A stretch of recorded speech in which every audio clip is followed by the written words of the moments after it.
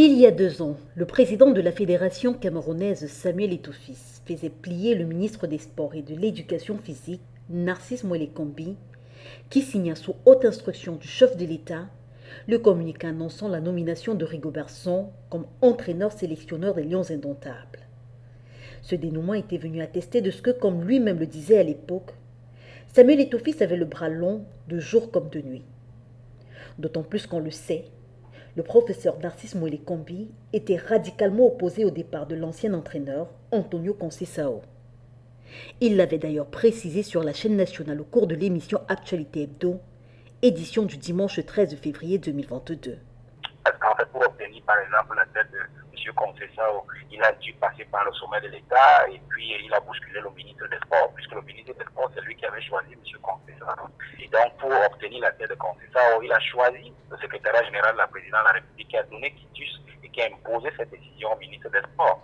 À son retour aussi, on a vu quand il fallait choisir le nouvel entraîneur, Song Bahana, il a utilisé encore les mêmes pouvoirs au sommet de l'État. Maintenant, ce sont ces mêmes armes qui sont retournées contre lui parce qu'en fait, pour que, effectivement, on en arrive au choix des sélectionneurs du fait de l'article 9 de la convention de 2015, eh bien, au sommet de l'État, les mêmes courroies qu'il avait utilisées sont utilisées aujourd'hui pour lui enlever cette prérogative-là. D'où ce problème. Donc, il est coincé dans ce jeu.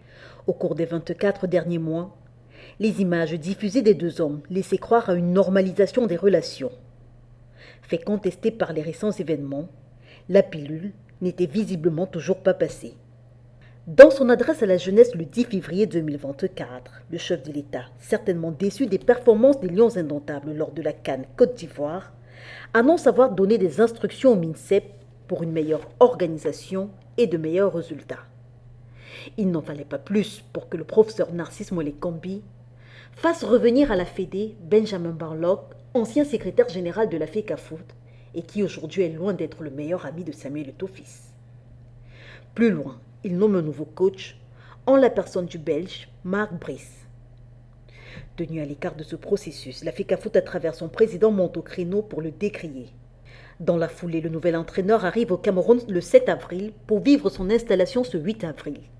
Quand d'en face, à Tinga, on semble ne pas vouloir abdiquer. Réuni le 6 avril, le comité d'urgence de la FECAFOOT recommande à Samuel Eto'o-Fils de lui soumettre des propositions de nomination des membres des structures d'encadrement des sélections nationales de football dans un délai de 72 heures, soit ce 9 avril.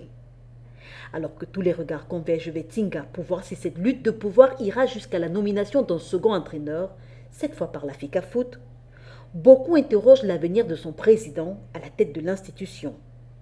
D'autant plus qu'à entendre certains analystes, les enjeux vont aujourd'hui au-delà du football pour s'inscrire dans une sorte de guerre entre hauts dignitaires au sommet de l'État, la guerre des clans.